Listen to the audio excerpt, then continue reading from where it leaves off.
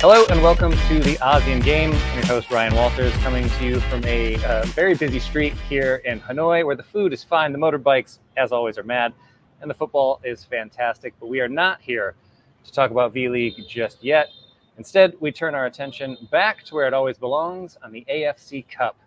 As was prognosticated in the bygone days of September, the Central Coast Mariners have earned the title of the ASEAN Zonal Champions in their maiden AFC campaign, and will come face-to-face with India's Odisha FC to continue the confoundingly convoluted path to international glory. We'll talk about it. Here to go in depth on the reigning Australian champions campaign thus far, and hopefully just a little bit about those amazing ketchup bottles behind the goals that we see so often, is a man whose voice you've undoubtedly heard on the AFC Cup broadcast. It's A-League senior reporter James Dodd. James, welcome to the show. Thanks, Ryan. Good to be here. And it's debuts all around as we finally welcome in Backheel Media's content executive and all-around Asian football expert, hailing from the West Bengal state, neighbor to Odisha, for those that don't know India that well. In eastern India, it's the one and only Shibajee Das. Shibajee, great to finally get you on the pod. Hi, Ryan, finally. Looking forward to making my ASEAN Game debut. That's good, that's good. I see you got the note for the beard. Shib's got the beard. James, are we working on one? Is the beard coming in? It was actually trimmed yesterday. So it's traditionally there is a little bit there, but I have to work on the colouring because obviously it goes a bit too ginger and it makes my complexion, being an Englishman in Australia, doesn't do my complexion a world of favours. Fair. Well, hopefully we'll see it on the sidelines. And speaking of you being on the sidelines, speaking of this competition, this is a competition we love while we still have the AFC Cup. But as mentioned in the intro, this is one that if you've got the chart, if you've got the tack board, it's going to make conspiracy theorists around the world even look at it and say, well, what is going on here? This is a very convoluted path to get this far. So let's start nice and easy for those that are tuning into this competition a little bit late. James, how did the Central Coast Mariners get this far?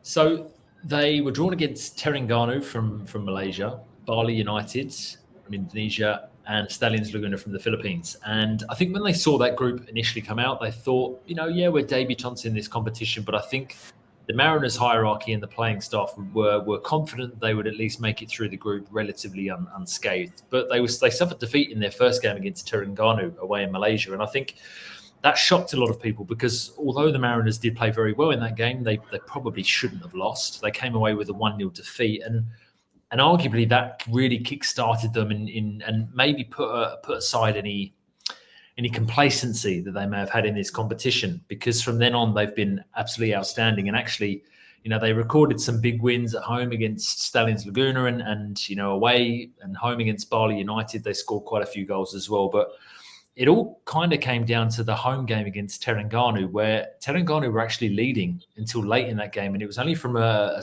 goal from substitute Miguel De Pizio that really kind of swung that group back in the Mariners' favour.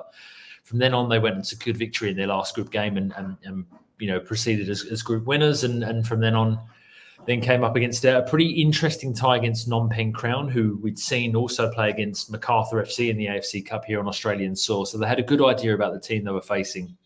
They progressed unscathed against them, and it was a dominant result. And then came the big one in the last group game, the last knockout game, I should say, an all-Australian affair in Campbelltown, MacArthur 2, Central Coast Mariners 3. I was there. I was right behind the two dugouts on the sidelines, and that was an absolutely barnstorming, crazy AFC Cup affair. And it was substitute Ronald Barcelos who got the job done for Mark Jackson's team at the very death, right as it looked as though MacArthur were going to be stealing the match as well. So they've had a bit of an up and down time in this competition. They've scored plenty of goals, 28 goals, I think it is, the Mariners have got. And, they've just really embraced this tournament. The crowds have grown week in, week out as the teams have come to visit Australia. So they're really enjoying it. And we'll come to Shibajee in just a second, but I think they probably fancy their chances of progressing over these two legs as well, the Mariners. Okay, yeah. I mean, that's a slightly longer path, as we talked about before. The ASEAN teams do have to have a longer trek to get this far into the tournament. And I guess overall, just kind of thoughts on the team's performance so far, because this is their debut AFC Cup campaign. Obviously, the Mariners have been in ACL before, so this isn't brand new to them. But how do you think they've performed overall?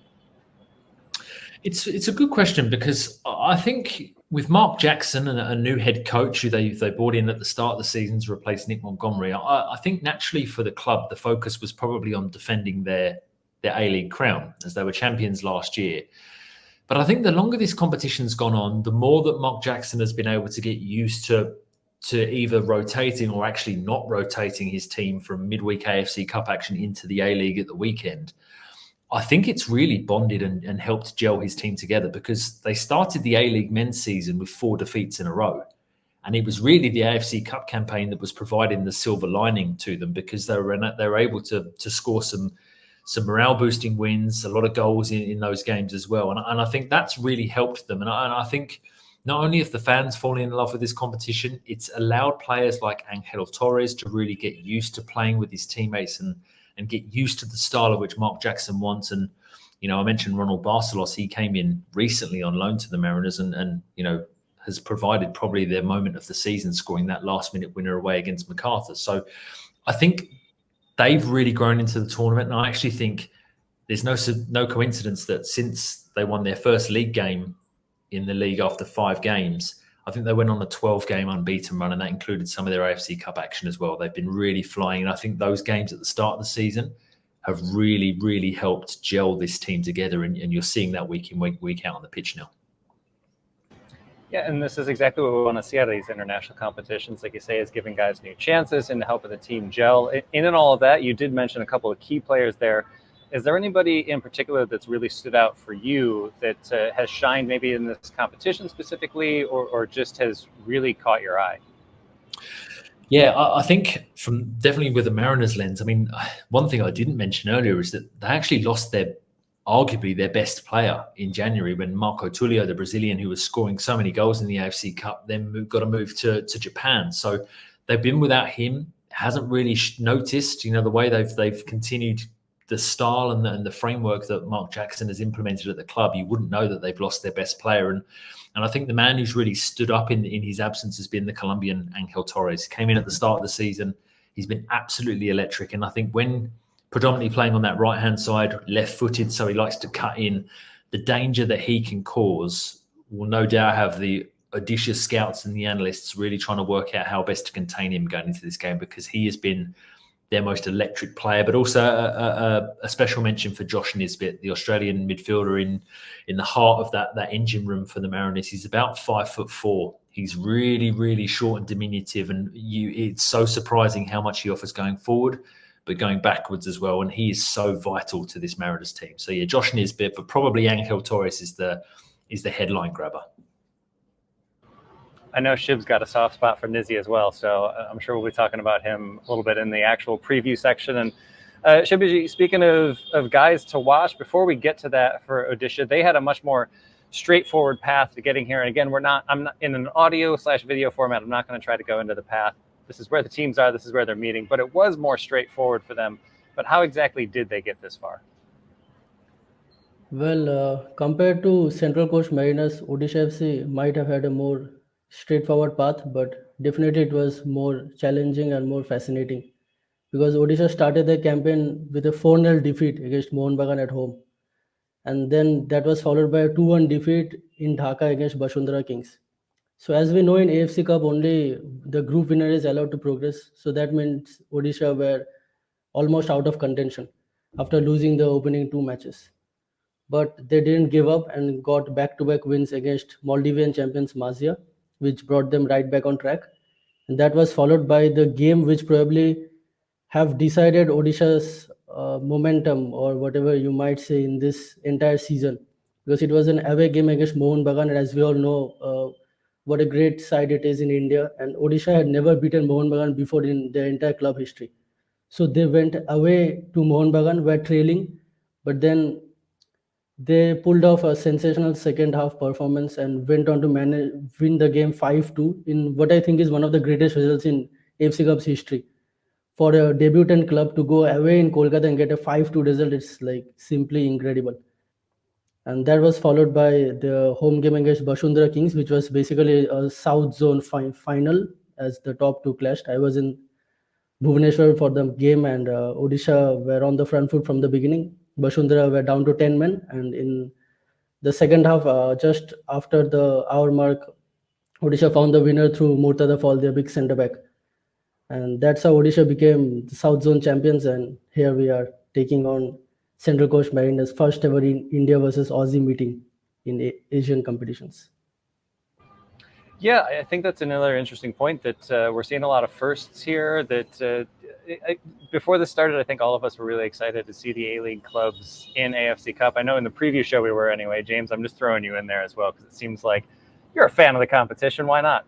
And Shib, like you say, I think it was a very storyline approach to things for Odisha in the group stage, but overall on their style of play and where things are right now, how are you rating where they are now? Because like you say, they got that slow start, but they turned things right around. And overall, do you think they'll be confident coming into this? Where do you rate things right now? So basically, Odisha got a new manager, Sergio Lobera, for this season, who is a very highly regarded manager in Indian football, has been hugely successful, won the league titles at FC Goa and Mumbai City FC, and now trying to do it at Odisha FC. So this is his third club in Indian football. And in many aspects, Odisha is like for the followers of video games who play the EAFC, it's kind of a manager mode team they have built basically. They've just gone and signed some of the best foreigners in the league, and coupled with some young Indian talents, and that is really paying off for them. As we all know, like finances are very important in football in any part of the world right now. So Odisha FC basically in the league in the ISL, they were unbeaten since October until they lost their last recent game away to Chennai FC before traveling to Australia. So they have been in a pretty phenomenal form in the ISL.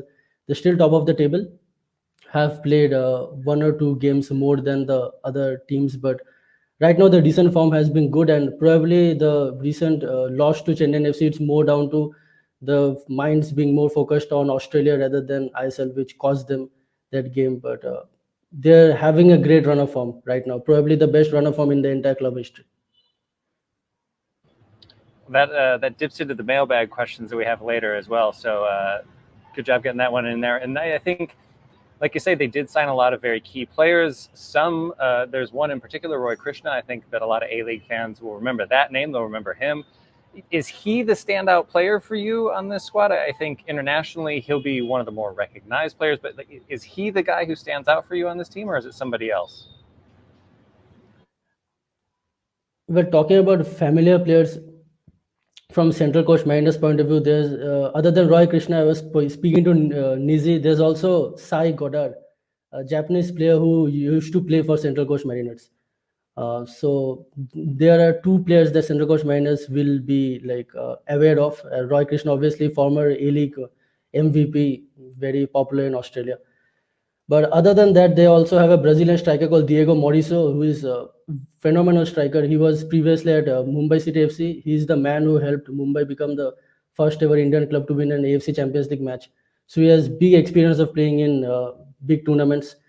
And all the foreigners, Ahmed Jahu, Murtada Fall, like extremely experienced players and players who have worked with Sergio Lobera previously at Mumbai City FC or FC Goa.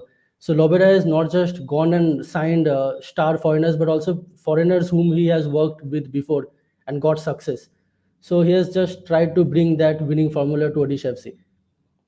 And in if you look at the Indian players, they don't really have that much of international players. They have Amrinder Singh, who is like India's backup goalkeeper. So they don't have any like starting player, but they have a player called Laltha Thanga Kholring, who is more commonly known as Puitia in India. He's a midfielder, has been playing really well, and also a winger called Isaac Ralte, another youngster who has been used along with Roy Krishna and Diego Mauricio in attack. So these are the key players for Odisha FC, I would say. Boy, that was a team approach there, Shib. I asked for a key player, and you named half of the team. But we'll take that one. We'll take that for a team approach for this. And the first leg of this, here's the full title. It's like the AFF Mitsubishi Electric Cup. We have to say the whole thing. The first leg of the AFC Cup Interzone semifinal is coming up this Thursday, March 7th at Industry Group Stadium in Gosford in Australia. And let's just go ahead and start with the home team here. James, what would you say would be a successful first leg for the Mariners? To be honest, I think given the Mariners' home form this year, given the way they're playing both domestically and in this competition, I think anything other than a win is a bad result for Mark Jackson and the Mariners. I think they'll be confident without being cocky going into this game. I do think that, for example, at the weekend, they technically went top of the league for the first time this season, albeit before the league leaders Wellington had played on the Sunday. So they're in confident mood. They just won their regional derby against Newcastle 1-0. Josh Nisbet scoring in that game, the only goal of the game. So I think them coming into this game and expecting to win is different from being complacent and just assuming they'll win. And so I think if they can keep a clean sheet and they can give themselves even a 1 or 2 goal buffer going into that second leg, which I'm guessing with the crowd there is going to be a different atmosphere than it might be in Gosford. So I think a 2-0 win would be a dream result for Mark Jackson and the Mariners. Yeah, nice. And you mentioned that away leg and the journey there. Shib, Odisha are traveling just a scant 9,000 plus kilometers to get to this match. So this is showing the scope of this tournament and maybe why there's some restructuring going on next year, because this is a very continental spanning tournament at the earlier stages than we see in ACL. But with that, how do you expect Odisha to approach this one? Because this is a really big ask to go this far, to go against a team that's playing really well, a team that's had a few more games in this competition. So how do you expect them to approach this, and what would be a good result for them? Well, it's going to be very difficult, as you mentioned. They're traveling more than 9,000 kilometers. So Central Coast Mariners and Odisha FC, they're not used to long travels, despite both countries being large in size. Odisha, so the one advantage they had is they already traveled kind of the span of the country when they went all the way down to the south and played the game to Chennai FC, their last ISL game. So they didn't go back home. They directly flew from Chennai to Sydney, so to play Central Coast Mariners. Difficult game because distance will have a toll on them, but I think anything, if they can get a draw, it will be a dream result for Odisha FC, because again, we must not forget the Central Coast Mariners also have to travel 9,000 kilometers to come to India for the return leg. So draw would be like a dream result, but even if they can't manage a draw 1-0 or 2-1, because I don't think the away goal rule applies anymore in AFC Cup. So if they can keep it to a goal, great for Odisha FC. Yeah, and I'll try to transition here before that buzzsaw in the background gets back at it here. I am very literally on the streets in Hanoi for people listening to the audio version of this. For the video version, you can kind of see the rooftops in the background. But speaking of being here in Hanoi, let's hop into the mailbag here. And there was one that came in from there it is. Yeah, there's the saw that we wanted. Just going to wait for that. And the thank you, sir. All right, there is one from a Ryan in Hanoi. And James, I hinted at this one earlier, but this is one of the things that I legitimately love about watching this competition is that you see some unexpected things in the stadium. And I've seen this come up on Twitter a little bit for folks that are new to A-League, new to following the Mariners. What's with the ketchup bottles behind the goal? So for those who haven't seen this stadium, arguably Central Coast Stadium, or Industry Group Stadium as it's now known, is probably one of the most picturesque football stadiums in the world. It's got a beautiful backdrop of Brisbane water out behind it, which eventually leads out to the sea. The sauce bottles are inflatable sauce bottles that come from the manufacturer Master Foods, which used to be the title sponsor of the Mariners shirts. So there's a huge ketchup one and there's a tomato sauce one as well. But mixed in between the goal, the sauce bottles, the palm trees, which are behind the goal as well, which even add to the beautiful aesthetic of this ground. You've also got a cannon there, which every time the Mariners score a goal, that cannon is fired behind the goal with explosives that obviously don't shoot anything out. They're blanks. But I tell you what, when the opposition are unaware that that cannon is going to be fired after a goal, you should see the reactions of the goalkeeper and some of the players. They don't know what's happened. All you hear is this enormous explosion, and they're unaware that it's a planned thing. And it's even more evident in the warm-ups before the game when they test the cannon. That's when all the players, because they haven't been warned about it, that's when they realise there's this enormous thing that fires behind them. But yeah, it is the sauce bottles come from an old sponsorship. I think they still have an allegiance with the Mariners that are there, but they're etched into folklore with the Mariners now, and they're just part and parcel of what is a beautiful football ground. I mean, come on. Who needs an away stand behind that goal when you've got all that going on? It's again, this is why we love this competition. It's perfect. It's amazing. I love it. And I just wanted to make sure that folks that haven't seen yet know about that, because that is coming up. You can watch that happen with some really good football on the pitch. Shib, I already hinted at this a little bit. We had one come in from Minroy Moy on X on Twitter asking about Odisha's performance in the ISL, but I think you've kind of already gone into that. So we'll skip ahead on that one. And thanks for the question, by the way, Roy. But we'll skip ahead to one that came in on Instagram. And James, this is another one for you. And you've kind of already gone into this a little bit specifically with the Mariners, but Alex on Instagram is asking, how would you assess the Australian club's performances in AFC Cup? He says, we're still struggling in ACL, so is AFC Cup / ACL 2 a better fit for A-League clubs? I think so. I think so at the moment. I mean, a lot of it depends on, I suppose, groups that you get drawn in with the AFC Champions League, and I know Melbourne City were, I think, maybe a goal scored in another game from progressing through their group. So I think they will count themselves unlucky. But traditionally, apart from the Western Sydney Wanderers winning the competition, there hasn't really been any success at all. And I think the AFC Cup has been such a breath of fresh air this year. I think a lot of fans, especially in Australia, if they don't really know who the team is playing aside from an A-League game, then maybe they take a little bit of persuading to go and watch the games. But I think the calibre of football, the excitement they've seen this year, some of the travelling support that we've seen, especially from Filipino communities in Sydney, for example, with MacArthur, and then just up the coast and Central Coast Mariners, have been brilliant at the games. They've really made a turnout, and they've really got behind their teams, and they've come to play and come in town. So that's been a real nice positive aspect of this tournament. And I think the deeper the teams go, it's unfortunate that MacArthur and the Mariners had to meet, because I think both sides would believe that they had a good chance of winning this competition. But I think the deeper the Mariners are able to go in this competition, the more it highlights to potential players that might be interested in joining clubs that are qualifying for next year's ACL2. There's a chance to visit incredible parts of the world and play against teams that you may never have heard of, and footballing cultures that you don't know anything about.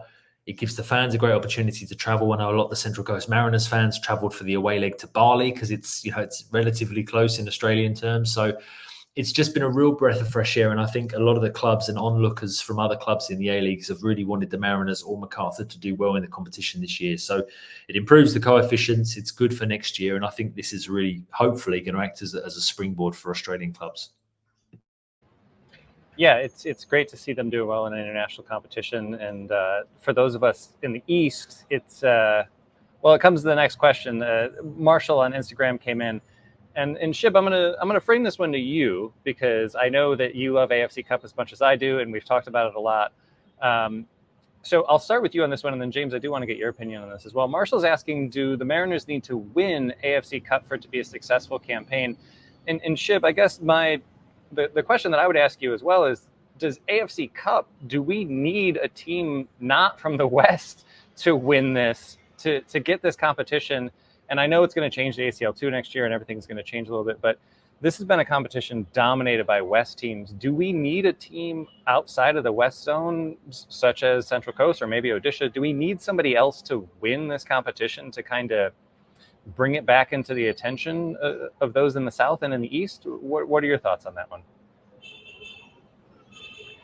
So, first of all, what I would like to say is the AFC Cup format, I think, is flawed, to be honest, because the West Zone winner directly qualifies for the final. Like, to me, it doesn't make sense, because all the other teams, like Central, East, South, except for the West, everyone else have to go through a very difficult path to get to the final. Whereas for the West, they just play each other and just directly go to the final. So that's a problem which I think needs to be fixed. And if you look at the AFC Cup history, then there are other non-West teams who have done well in the competition. Bengaluru FC, for example, have been extremely successful. There's also FC Istiklal from Tajikistan. Uh, Kuala Lumpur City last year, Ryan, you were at the final. So these teams have played really well in the AFC Cup, and maybe if they did not lose in the final and went on to win the trophy, we might have been talking about something else. So yeah, like as you say, if the non-West teams might have won the trophy a fair few more times, only Jodh Al Tazim is the only non-West team to have won it, then the competition's history would have looked more beautiful. But as it is, we can't do anything about it, and probably hoping that this season a non-West team can finally end the drought.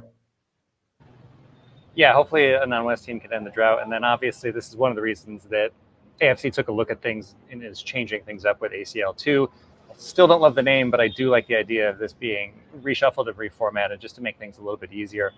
And James, we'll get out of here on this one, and I will ask you the direct question that Marshall asked on Instagram. Do the Mariners need to win this whole thing in order for it to be considered a successful campaign? The short answer is no. I don't think the club view it that way. I think the club are trying to learn from the experience of being involved in this competition, not just from a footballing perspective, but I think maybe from a financial perspective as well. They did well in procuring AirAsia as a front of shirt sponsor for this competition. So I think that's helped them with regards to their logistics and things like that. But I don't think they will view this competition as a must win. I think they view it as the chance to make more history. And I think that's what the Mariners are kind of all about in recent years. So I think they would absolutely love to win this competition. And I think they are now all in whilst trying to defend their A-League crown. But I don't think they will consider it a failure if they don't win. I just think now that we're in the gritty end of the competition where they're probably going to be facing tougher teams than they have potentially in their group stage, I think we might see how they really do rank amongst the other teams heading into a potential final, if you like. I know there's been a lot of finals that they've got through to get to this point, but I think that's where they probably view themselves and can really measure themselves against the opponents that they've had. So I don't think it's a must win, but I think it's definitely something that they would be very, very proud to win. At this point, I mean, they'd be like almost 4-time champions, really, because they're already the ASEAN zonal champions. They'd be the interzonal champions, and they'd just be the champions. So, I mean, to me, if this was in the States, if this was MLS, we'd have a trophy at every single one of these legs. The ASEAN zonal champs would have a trophy. Everybody gets a trophy.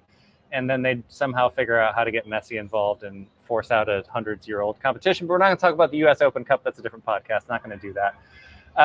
But what we are going to do is to remind you that, once again, this first leg is coming up on Thursday this week. That's the 7th of March. James, you will be there in person for the first leg, I believe, correct? Yes, I will be there. I'm potentially going to the press conferences tomorrow. Just need to work out the timings of those, but I'll be definitely at the game on Thursday. And if people want to follow you and your journey there, or maybe even see you on there, where can they do all that? So I'll be on the interview. You'll hear my voice certainly on the pre and post game interviews that get sent around all the countries that take the live feed. But I'll be on. You can follow me on Twitter or X, I suppose, as we're supposed to call it now, at JamesDodd89, and I'll be documenting my journey in the evening there as well. Really looking forward to it. Excellent. And I think we're going to try to touch base after the first leg, because you'll be there for the first leg. Shibajee will be there for the second leg. But for now, that's all we have the time for, because we're trying to keep this one brief. That's all we have time for this very brief edition of the ASEAN Game. Big thank you to both my guests, James and Shibajee. And be sure to tune in for the next episode. Again, we're going to try to get in maybe between the two legs. But Shibajee will be heading over to Kalinga Stadium for the second leg in person, and maybe doing a little bit from the ground for us there. We'll see how things go. But until then, from the very quiet streets of Hanoi, it's bye for now.